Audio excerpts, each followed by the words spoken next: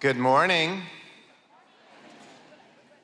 Welcome to Congress 2023. It's so delightful to see you here. Give ourselves some applause. We made it. Made it through the ticket line, the storm, an impressive achievement. My name is Dennis Ailing. I am a parishioner at St. Francis Xavier Burbank, and now I guess I have to reveal I am in the aspirant cohort to be a deacon in 2027, if they don't throw me out first. It is so exciting to be back at Congress. Let us start our day with a prayer. O Lord our God, creative force that continues to flow through all life, awakening human hearts, enlightening minds, birthing ministries, strengthening the weary. Teach us to embrace your grace, to continue building your kingdom of love through Jesus Christ, your Son, our Lord, who lives and reigns with you and the Holy Spirit, one God, now and forever. Amen. We are starting off our Congress with a treat. Those of you who have been here have seen Dr. Robert Wicks for years. You know. Those who you don't, get ready. You're going to be truly delighted. Dr. Wicks is a clinical psychologist and writer about the intersection of spirituality and psychology. He received spiritual mentoring from both Henry Nouwen and Flavian Burns, who is Thomas Merton's final abbot. He has spoken on resilience in 20 countries, as well as at Harvard, Yale, the Mayo Clinic, and on Capitol Hill, minor places. He is a recipient of the Papal Medal from Pope John Paul II in 1996 for his services to the Catholic Church. He has been a regular favorite here at the RE Congress for many years. For those of you who haven't heard, you're about to find out why.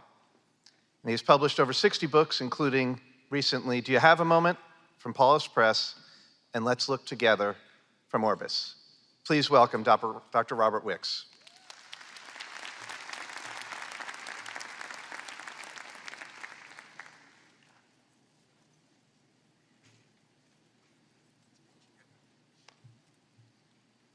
Good morning.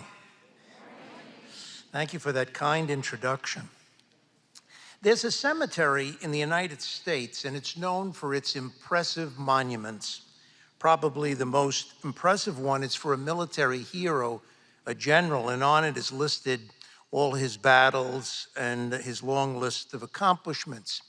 But right next to that is a much smaller stone erected by a husband for his beloved wife, who died at the age of 23.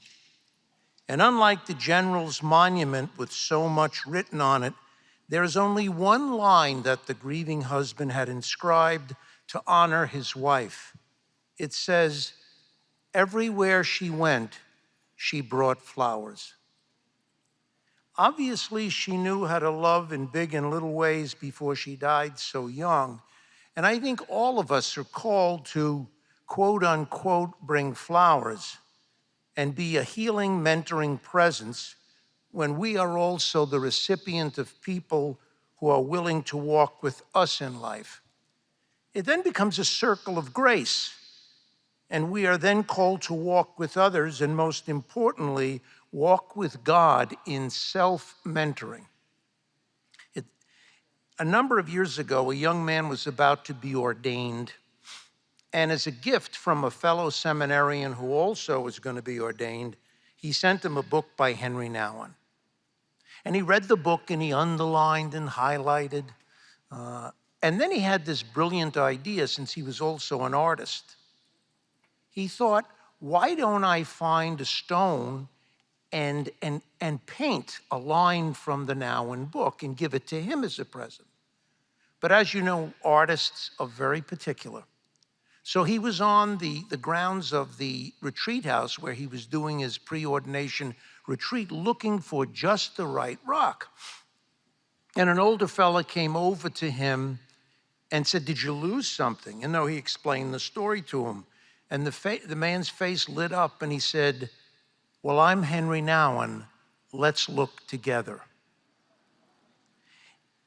What we need to recognize is that in this presentation, that's what we're going to do. We're going to seek to look together.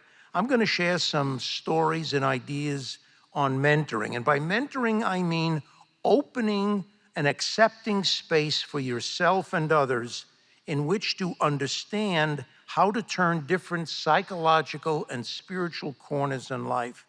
Then once you hear what I've had to say, you can then in your own hearts decide what much might strike you as helpful. So you can make it your own, given your own personality, psychology, spirituality, and situation. So look to take one or two themes and then act on it during this period of Lent.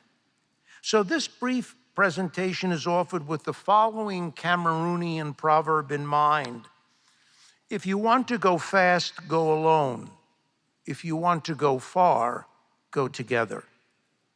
Mentoring is really a circle of grace because when you agree to walk with someone in your family or circle of friends, you benefit from it as well, though you may not see it at the time. Years ago, the phone rang and my wife said, the phone call is for you, it's from your youngest granddaughter. And I thought, uh-oh. So she got on the phone, she said, Pop, she said, I'm in the 3rd grade. And the 3rd grade is the last year for Special Persons Day. Can you come? And I listened. I said, well, what day is it? Because things are planned so far in advance. And I could come. And I was so happy, and I told her. And I still remember, after all these years, sitting next to her on those little chairs in her class. And though, I've been at Congress and elsewhere, when I look back at a moment of relationship and love, I remember sitting on that chair. You see, others you care for may also teach you something more deeply because of, of where their response is to you.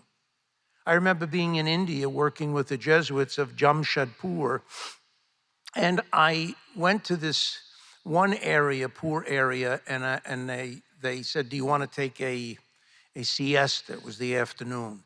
When I first got to India, I said, no, I don't need it. By the 2nd week, yes, where's the bed, So I took the siesta and I came out, and who greeted me but the barefoot brother? What happened with him is every time he got a pair of shoes, he gave it away to some poor person. Finally, the province said, no more shoes for you, So he was standing there and he said, do you want to go and visit the nuns down the road and we could have tea with them? I said, that would be lovely. And as we're walking along, he said, would it be intrusive for me to ask about your family? I said, no, it's a short story. I only have 1 daughter and 2 granddaughters. And I said, how about your family? Oh, a large one. And he said that I couldn't become a Jesuit for many years because, and then he started to tell me the sad stories about his father dying, his mother dying, and then this happening and that happening. I thought, oh my gosh. And in the middle of it, he stops and looks at me and his face lights up. And he said, but I'm so grateful for you. I said, me? He said, yes, that talk you gave yesterday lifted my spirits. And I thought I was going to cry. Here is this person that has the gift of gratitude, and because of it, even in the darkness, his life is transformed and he can share it with others. Also, in mentoring others, you may not realize that it may not seem to involve much, but it can mean so much to others.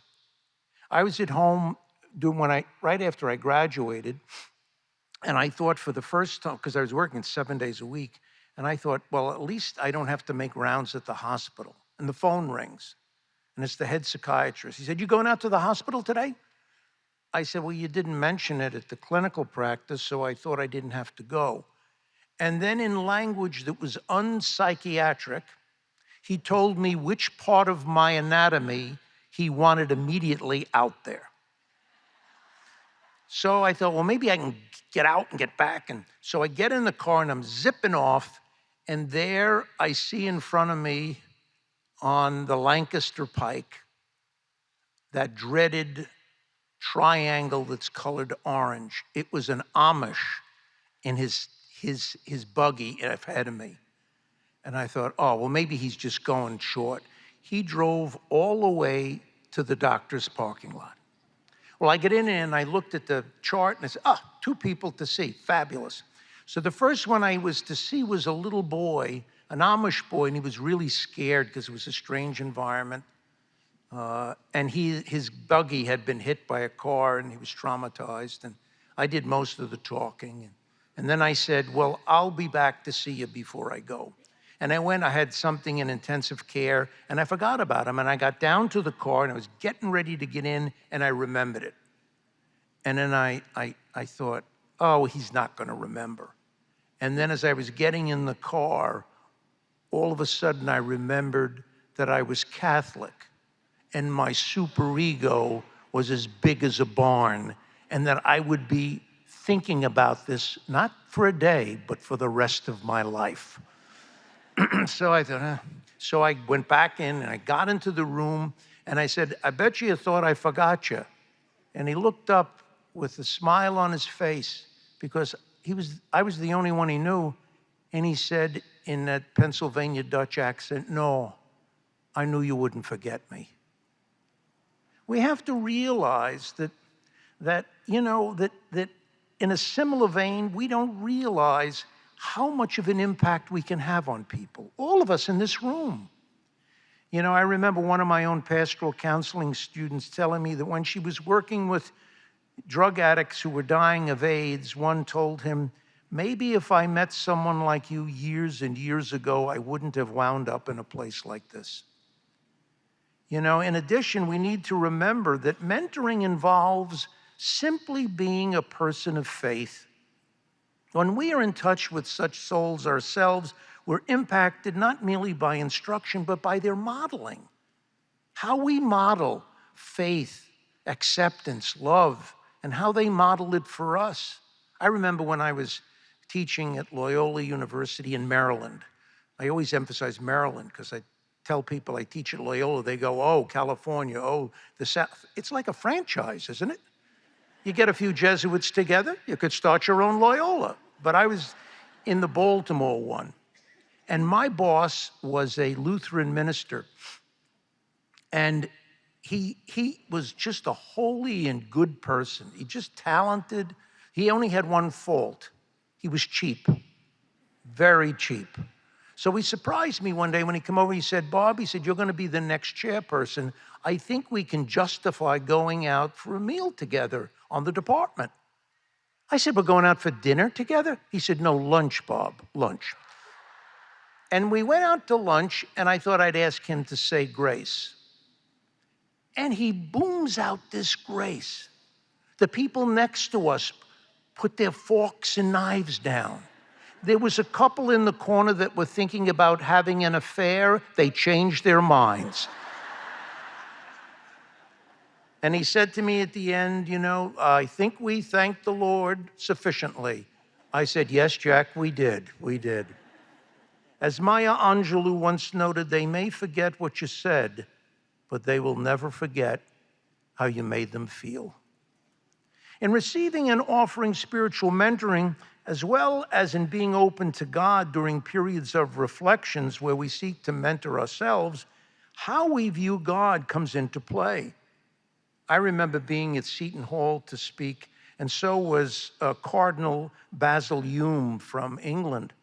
And he told a story about when he was a child, he would go to get a cookie from the cookie jar, and right above it was a picture of the Sacred Heart. And it scared him so much that he only took one cookie and ran. And he told his friend, a priest, about it, and the priest said, that's surprising because I have the same picture of the Sacred Heart as you, and I always saw it as a sign of love. And Basil Hume said, gee, I wish you would have told me that years ago. I would have taken 2 cookies, And so it's important for us to have an open heart when we pray and reflect and are involved in self-mentoring. In terms of prayer, Meister Eckhart once wrote, when I seek God with something special in mind, the best I get is something I had in my own mind. Openness is essential. Reframing when we're seeking to be open is one of the major goals. If we want to find God, ourselves, and life in constant new ways, we must be open to such a broader view, to learn new places that God is calling us. In terms of reflection and mentoring yourself, we need to ask what God is teaching us, even though the lesson may be a hard one. Years ago, during the height of the abuse scandal in the church, I was asked to go up to Boston to speak on darkness to the priests, bishops, and cardinal law. And as I came to the end of the presentation to older priests, I was getting ready to leave the podium, and one of the priests in the back raised his hand and he said, I had a question. I said, "What's the question, Father?" He was a wonderful fella. I had lunch with him. He said, "When will all this end?" And I said, "Father, even if I could answer that question, I wouldn't." He said, "Why?" I said, "Because it's the wrong question. It's not when will this all end, but what can I learn from it?" And so it's a joy for me to speak to you about mentoring, which I'm defining again as opening and accepting space for yourself and others in which to understand how to turn different psychological and spiritual concerns in life. But before I do, let me offer 3 quick words of thanks. First, I wish to thank the LA Religious Ed Congress for the invitation. It's always, I travel a lot, but it's always a special honor to be here with you. Secondly, let me thank 3 of my publishers who are here and one who isn't. First, Paulus Press for publishing a number of my latest books, including a fairly controversial one, Quiet Dangers, which is on navigating the psychological challenges of spiritual intimacy. Orbis book for doing my new book on Henry Now and Let's Look Together, and of course Ave Maria Press for just releasing the 20th anniversary edition of my most widely read book, Riding the Dragon. That was the first time I was here, I think. And let me also thank Oxford University Press for publishing my book on mentoring yourself, called The Simple Care of a Hopeful Heart. Finally, let me thank you for coming to this presentation on spiritual mentoring and also coming to Congress, because in doing this, you are responding to 2 important calls. The first call is to integrate autonomy, your will, with theonomy, God's will, so you can live more fully, be more compassionate, and respond more prayerfully to God. And the second call is not merely to talk about religion, but to live out your faith in a way that others are inspired by how you act. In this regard, in coming to Congress, you are responding to the challenging question Father Godfrey Diekman once posed, namely, what difference does it make if bread and wine turn into the body and blood of Christ if we don't? I really feel that in saying this, Father sounds like he's paralleling the spirit of G.K. Chesterton, who once cautioned, being in church doesn't make you a Christian any more than standing in the garage makes you a car. We need to act compassionately as we are aware of God's compassion toward us. I remember this Amish man was once asked, "Are you a Christian?" And he responded, "You'll have to ask my neighbor." The reality is we need to act, but in uncertain times, we can become lost, overwhelmed, and confused when we seek to be compassionate. Today, most people who consult with me are not simply physically exhausted. Rest can cure that. They're spiritually exhausted, and we can fall into that category ourselves if we're not careful enough. As psychoanalyst Erich Fromm once cautioned, one cannot be deeply responsive to the world without being saddened at times. This can be a problem for us, but also for those who count on us to be there for them, because one of the greatest gifts we can share with others is a sense of our own inner peace and resilience, but we can't share what we don't have. A couple of years ago, I was asked to fly into Beirut by the Maris brothers. The goal was to fly in caregivers from their Christian organization in Aleppo, Syria, and then I would speak to them through an Arabic interpreter. And during this visit, one of the brothers shared that he was asked by one of their young volunteers the following: "Why am I losing the best years of my life? Why am I not like the rest of the girls in the world? Why do I not have the right to live fully my youth? Is this God's will?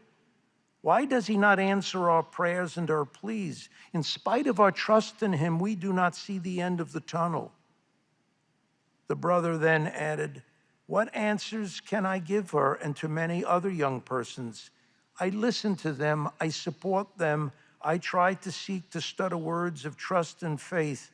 This is not always easy." In response to this danger, there are a number of simple, powerful, spiritual, and psychological approaches we can employ in mentoring ourselves for a few minutes each day that can make all the difference in life and faith, even to the point where we can grow as persons in ways that would not have been possible had the stress, spiritual darkness, or trauma not happened in the first place. It is referred to in psychology as post-traumatic growth, and in spirituality as the spirituality of suffering. When we are reflective during our own periods of silence and solitude or guide others, we are able to recognize what I would call messages from heaven that we might miss if it weren't for God's grace. Well, what are some of them? A child's laugh, chances to help the hungry, encountering the smiles in an elderly person's face, rain softly dropping on the roof, the kindness of a store clerk, the beginning of a new season, the music of an oboe, sitting by an ocean reminding us of unending change, forgiveness from someone we have hurt, seeing the courage in those who are physically suffering, psychologically anxious or depressed, or feeling spiritually lost. You see, by being open, we can become more aware of how to bring God's gifts home. I was down in Florida years ago, and I said to my daughter, who was a student at the time, I looked up at the sky and I said, "This is so beautiful. Do you get used to this?" And my daughter stopped, and I turned to her and she said to me, "Dad," she said, "I know this sky is for everyone, but I choose to see this sky as a special present from God for me." I truly believe that mentoring ourselves and receiving mentoring allows us to experience life. Jamaican singer, musician, and songwriter Bob Marley captures what I'm saying when he notes, "Some people feel the rain, others just get wet." Without being reflective and seeking to put the approaches of mentoring to work in your own life, it's easy to get lost, even if you're trying to be a good Christian. I remember a group of adults called me, and they were adult children of this woman. And they said to me, "We want you to see our mother." And I said, "But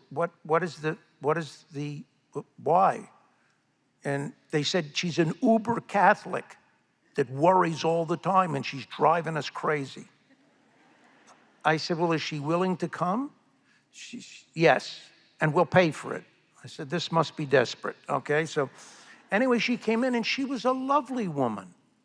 But instead of appreciating her children where they were at, even though they were now in their 40s and 50s, and really, recognizing that she should be present to them in a good way and inspire them and let God and others take care of the residue, she did all this worrying. So I figured I'm not going to use some psychodynamic therapy that's going to take forever. I'm going to use some cognitive approaches that'll change her ways of thinking. And so I did, and it still didn't seem to do the job. So I said, "She's so religious, I need to do this spiritually." So she came in one day and I said to her, "You strike me as a person of prayer." She said, "Well, I'd like to think so." I said, "But then why do you leave out this certain prayer?" And she said, what prayer? I said, well, let me do it by way of story. If you give a child a gift at Christmas, what's the best way she could thank you? Well, she could say thank you, and that's lovely. But wouldn't the best way that she could say thank you to you for the present is to fully enjoy the gift and freely and share it with others, expecting nothing in return? This is what Imago Dei is all about. Enjoying who you are and then freely sharing it. When you mentor yourself with gentleness as well as clarity, it's important because you can make a difference in people's lives. We must remember, and this is important, that love can make a sacrament of all we experience in life. What we do for others can make a big difference. All of us and those we mentor need to know this. Rabbi Abraham Joshua Heschel was asked toward the end of his life in a TV interview if he had a word for the young today. And he said, you must begin to see yourself as a work of art. Every word makes a difference. Every action counts. With mentoring, we begin to recognize the need to stop in silent solitude and wrapped in gratitude before God so we don't miss our life. It's so short. At times, we may even require the wisdom of others. A psychiatrist was once asked by his wife why he regularly went to visit this spiritual mentor. She said to him, after all, you're a psychiatrist. And he looked at her and said, where he is where I want to be, in that place of sanity.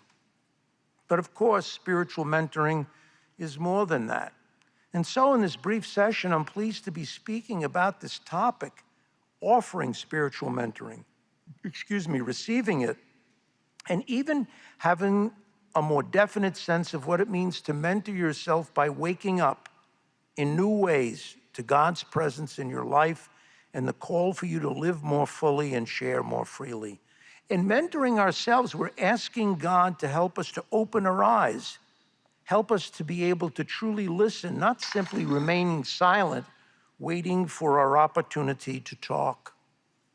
In reflection and mentoring ourselves, we ask God as well to soften our souls so we aren't so angry and judgmental of others at times, to help us to recognize the thin places where we can sense heaven with us more clearly, and open our eyes during the dark times to how we're being called to go deeper in ways that would not have been possible had the trauma or stress, not been there in the first place.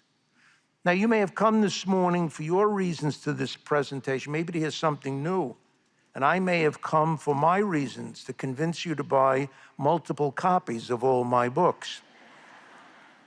But God may have other messages for us. The question is, are we open and courageous enough to hear this message? A priest went to Catholic school to visit the classrooms, and in one classroom he said, all right, who wants to be a saint in this room? And they all raised their hands except one little girl. And he said to the little girl, why don't you want to be a saint? And she said, because I don't want to die yet. He said, at which point, all the other children pulled down their hands. As adults, this is a question we must ask ourselves in our reflection and mentoring of self is, are we willing to die? Not physically, but psychologically and spiritually to what we're holding on to that is preventing us from being more spiritually awake. So given this, to let go and be open, what should be at least one overriding goal of having a mentoring spirit? Maybe the following dialogue would help. The disciple asked, is there anything I can do to make myself enlightened? As little as you can do to make the sun rise in the morning, the sage replied. Then of what use are the spiritual exercises you prescribe, the disciple asked. To which the sage replied simply, to make sure you are not asleep when the sun begins to rise. Isn't that the message of the Transfiguration?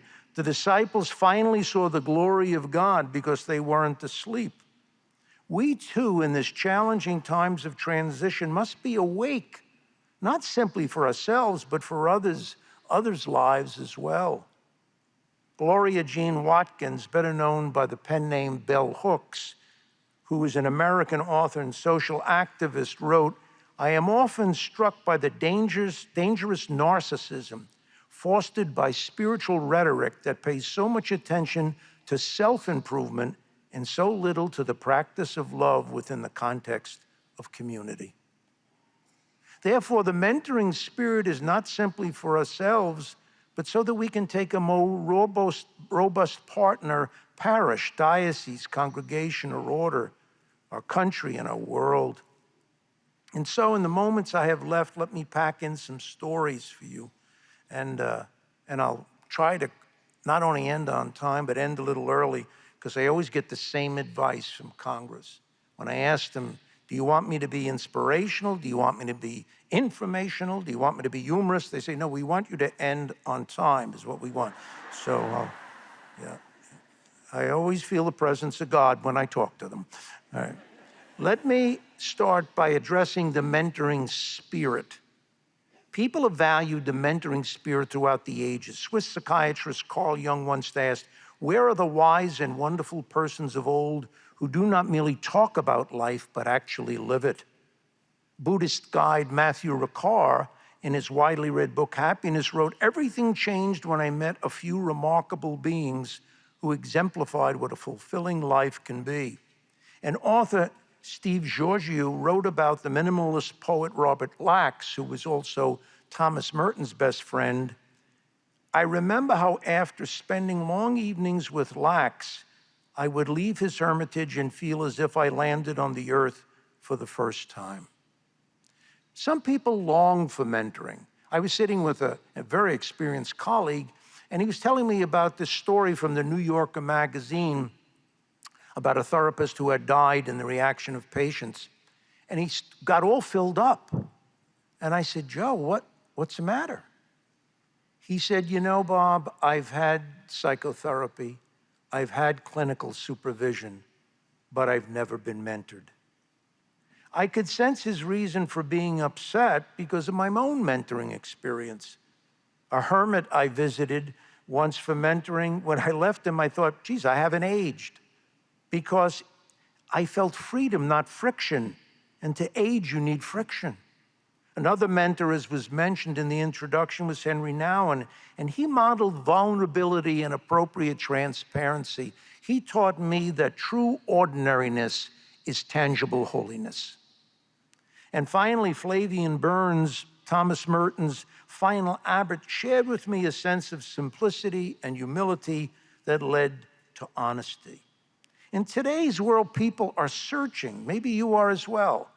A young man came in to see me for the first time for mentoring, and I motioned him to sit in the chair opposite, and he sat down in the most unusual way. He put his hands on the arms of the chair, lifted himself into the air, dropped his wooden shoes that he was wearing, crossed his legs in the middle of the air, and sat down on them. After he left, I tried that myself and almost broke my leg. And I said to him, what can I do? How can I be of help? And he said, I'm suffering from anomie. Now, Emil Durkheim, the founder of modern sociology, described anomie as a psychological sense of worthlessness, frustration, a lack of purpose, and despair. And I responded to him as I would a person who said they were depressed or anxious. I said, well, when did this begin and how have you responded to it? And when he told his story, it became evident he was a very sensitive person who experienced life uniquely and intently. But for a while, his experiences were not rewarding, but disoriented. The individual sounds in his psychological orchestra were blaring, so that he was unable to enjoy the overall symphony of his life. Life had become simultaneously too much and not enough. He was lost.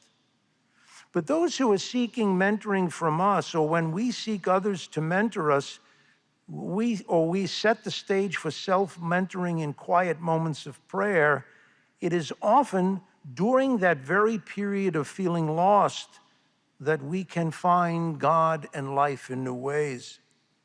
A quite well-known spiritual director approached me because she was having panic attacks. And I decided to have one of the sessions walking along the nearby lake. And as we walked along, the person was describing it, and finally she said to me with really intent look, she said, will this end? Will I lose these panic attacks? And I said, yes, you will, and probably shortly, but that's not the problem. She said, what's the problem? I said, these panic attacks have loosened you up to experience life and God more deeply. I'm hoping it will happen before you return to your usual life and not learn anything from it. You know, in addition to these kinds of things, maybe it's a movie we've seen, a book we've read, or in the case of poet Mary Oliver, nature. But I think that we need to be more open, more sensitive to what God is teaching us and what we're hearing between the lines from people who are coming to us for mentoring. But a natural question at this point is, what does a good mentor look like? Well, most importantly, a good mentor has a listening spirit, even from surprising sources. Jesus was like that. How about Cana? You know, his mother comes over to him and says they don't have any wine, you know? And he says, well, what does that have to do with me? And she, like a good Jewish mother, just simply turns to the servants, doesn't even answer him, and says, do what he tells you. And finally, he realizes that his mother is actually the channel of God's grace. And I think that what happens to us is we really don't listen to the people around us that God is teaching us through because they don't have the credentials. They're not somebody so important. They don't have, you know, this list of accomplishments. I think we don't realize how important listening is, you know? I know this from my own clinical practice. I had a fellow that I was particularly brilliant with. I made Sigmund Freud look like a kid, you know? I said these things to him. So one day, it was in the morning, the phone rings, and I answer it, and he says, Doc, this is Jack. I said, oh, hi, Jack, how are you? He said, I'd like to see you tonight. I said, is it a crisis? No, but something just happened. I want to process it. I said, Jack, the earliest I could see you would be 10 p.m. Good, I'll take it. So he comes in, and I'm a morning person. So by 10 o'clock, I'm comatose, all right? You know, I can barely nod and do Carl Rogers grunts, you know? So he comes in, and he's full of energy. He's a night guy. And he's going on, and I'm nodding. Occasionally, I reflect a little bit. And finally, I look at my watch, and it's just about time. And I said, Jack, we're just about out of time. He said, well, can I just finish the story? I said, sure. So he finishes the story. I still remember this. And he stands up, and he goes to the door, and he turns around, and he said, you know what, Doc? I'm grateful that you took this time. I said, glad to do it. And you know what I realized? I said, what? He said, I think this is the best session we've ever had. I said, Jack, I'm going to slap you. That's what I'm going to do. But I don't think we see that. Viktor Frankl, do you remember him, the person who wrote, you know, Man's Search for Meaning? He was a psychiatrist that was in a concentration camp. And he said that after he got out, one of his patients called him and was going to commit suicide. And he kept talking to her why she shouldn't do it. And finally, she said, no, I'm not going to do it.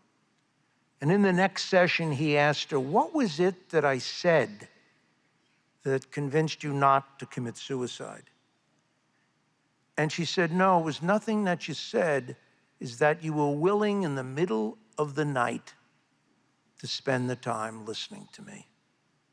You see, true listening allows us to interpret what the person means both verbally and non-verbally. For instance, if it's a child who is upset or didn't get along with his friends and wants to share his upset, he may not be as articulate in the way an adult might be about the hard day he had. Instead, he may ask, will you play with me? We have to listen between the lines. Listening as opposed to remaining quiet, waiting for our opportunity to speak is key, whether we're mentoring someone else, opening space to let God mentor us through someone we have turned to, or when we take time in silence and solitude for simple reflection at the end of the day, because we never ever forget the importance of prayer. And this is so easy to do, even if we feel we're persons of prayer. You know, those of us in this room like to consider ourselves that, but do we really, really, really at our hearts see the importance? I was in Cambodia to work with the people trying to rebuild their country after years of terror and torture.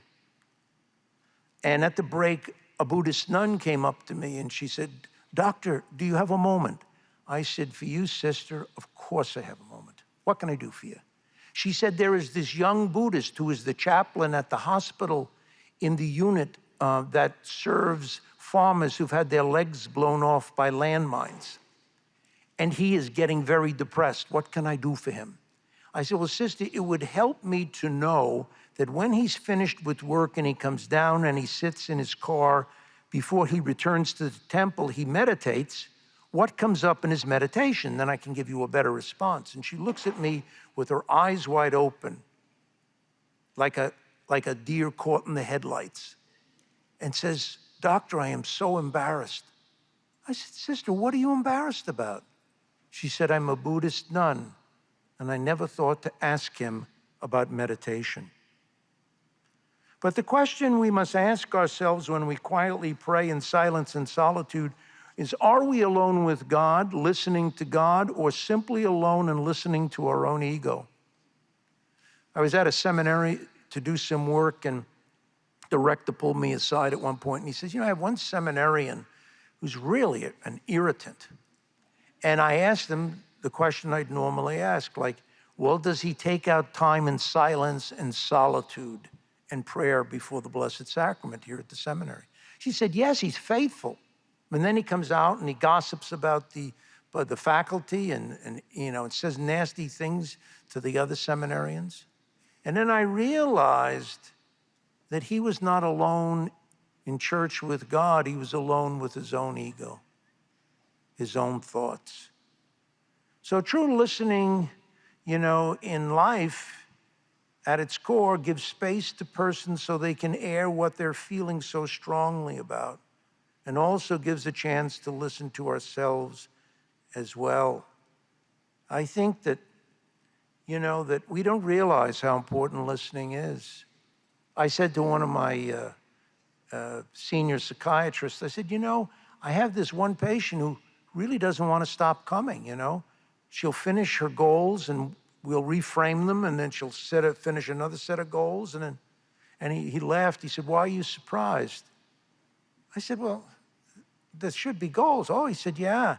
But he says, "Where can many of us go where the persons actually listen to us?"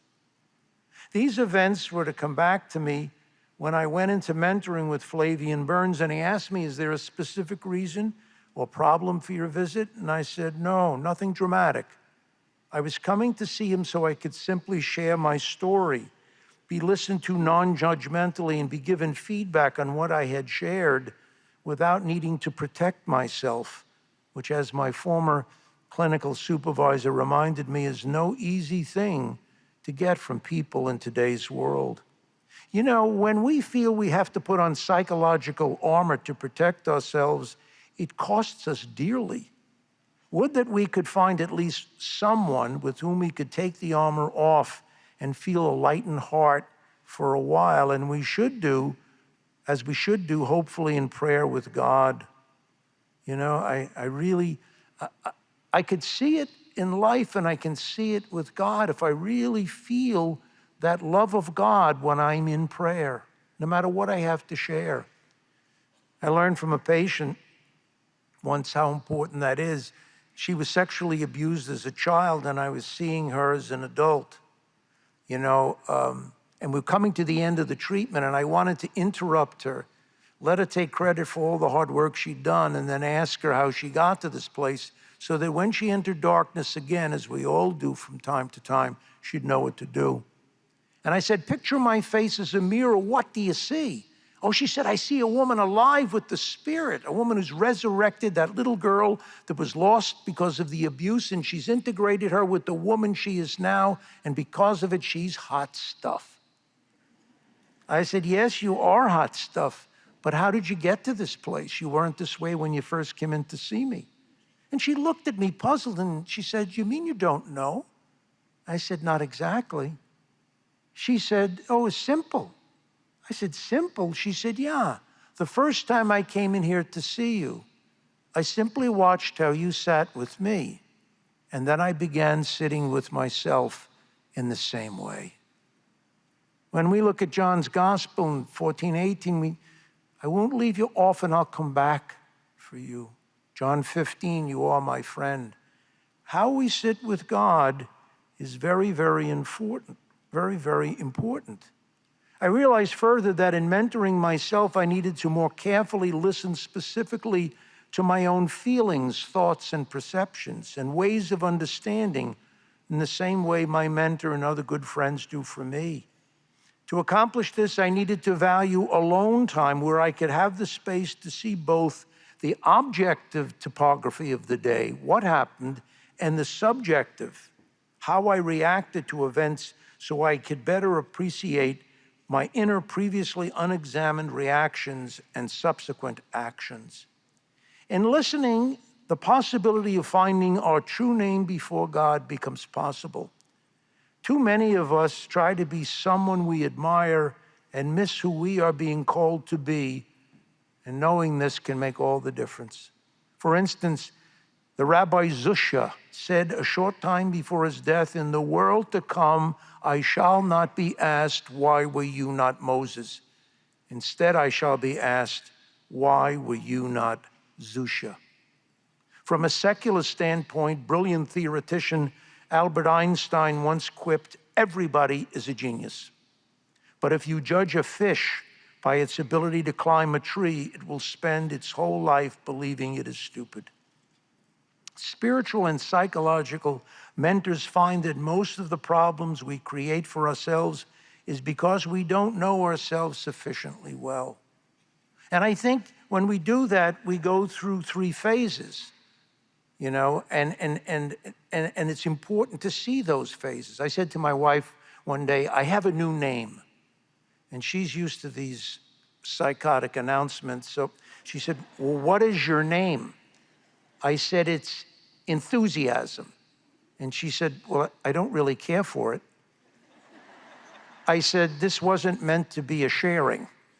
This was a male thing. I announce it and you clap. That's what I had in mind, you know. She said, but it's too shallow. And being non-defensive, I only kept it for 3 years. And then I said, I have a new name. She said, what is it? It's passion. And she said, oh, I like that. I see you as that. And I could see that as a charism, a 1 Corinthians 12, the passion. But then as time went on, you know, I realized that passion didn't do it anymore.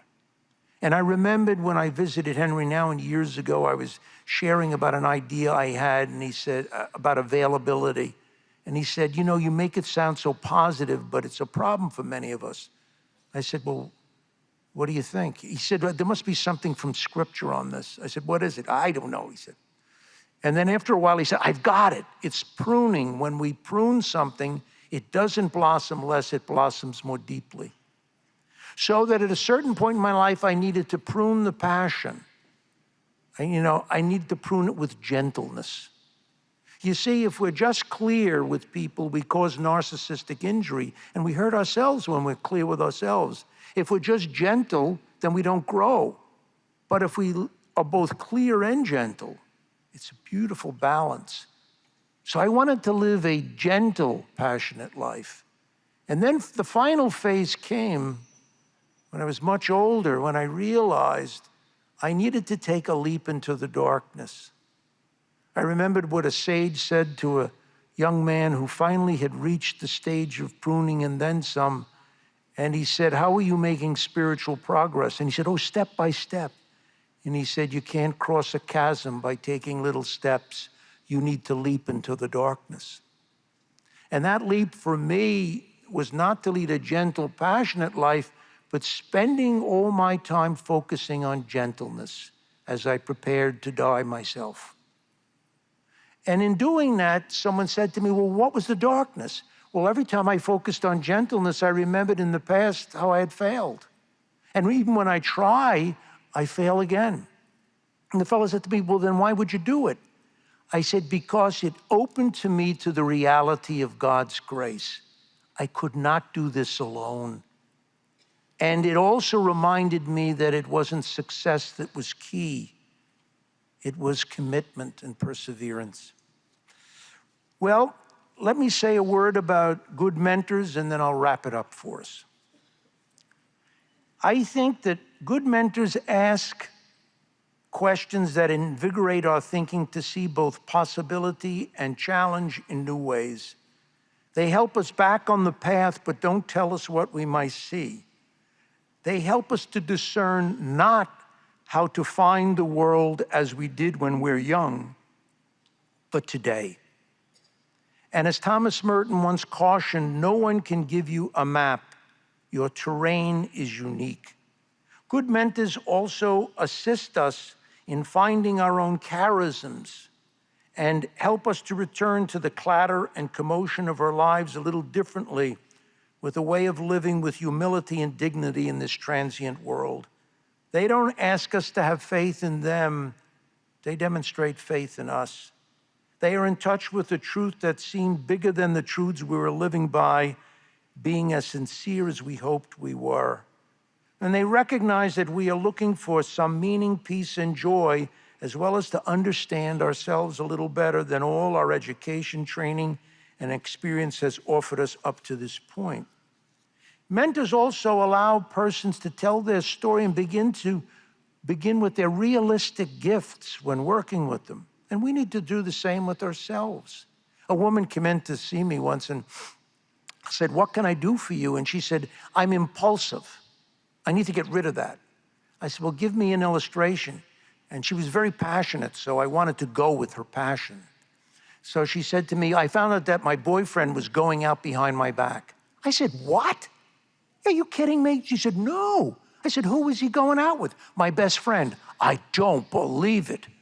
I said, did you call him and tell him? She said, I did.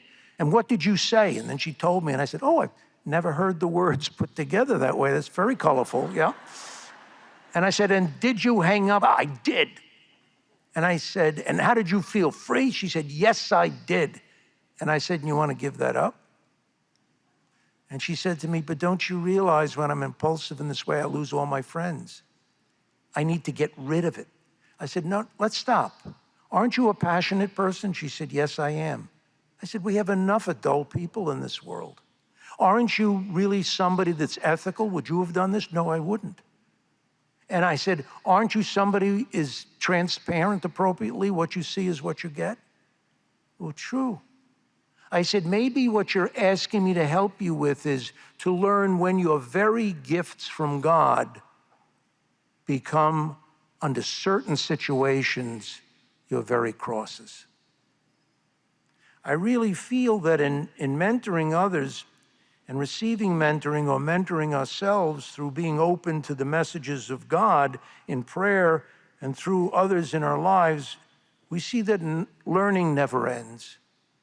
I saw this cartoon once of a girl coming back from school on the first day, and her mother was there to greet her, and the mother said, did you learn a lot on your first day of school? And she said, yes, but they still want me to come back tomorrow. Yeah.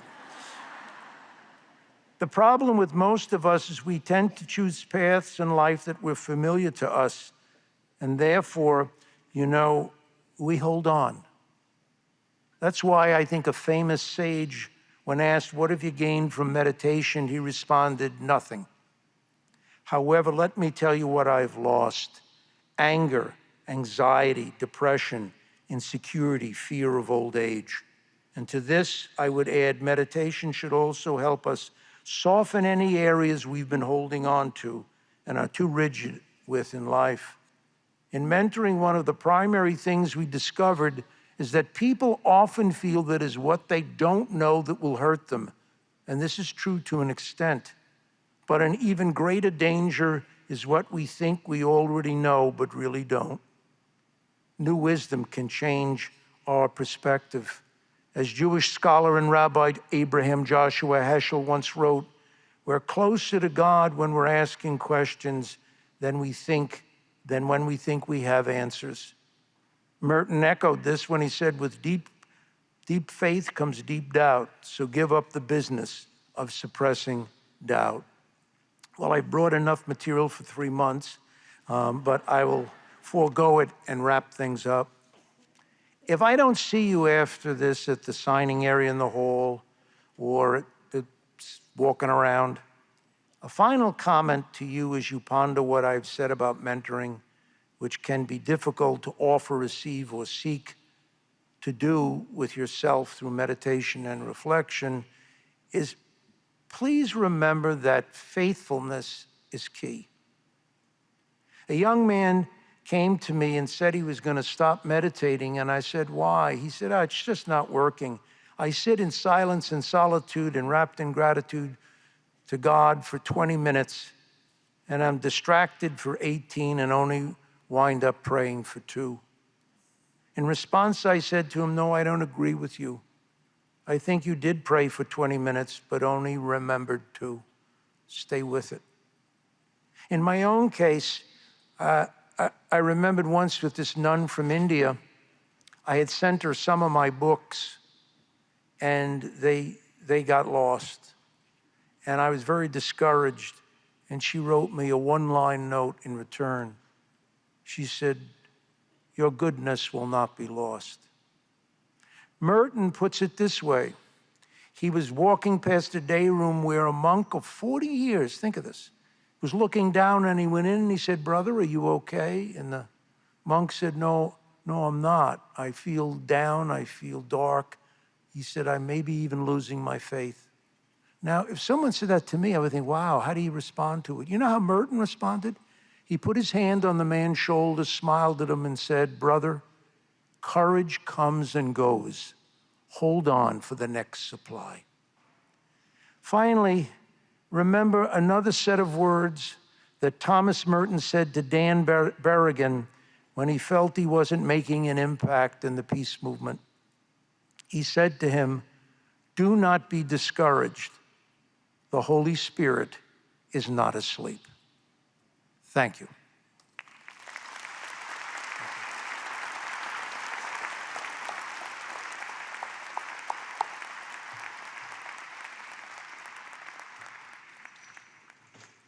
Thank you, Dr. Wicks. We are always enlightened so much when we just spend a few minutes with you. As always, please take the opportunity to fill out your evaluation. That way we will know how desperately you want to see Dr. Wicks back. See you after lunch.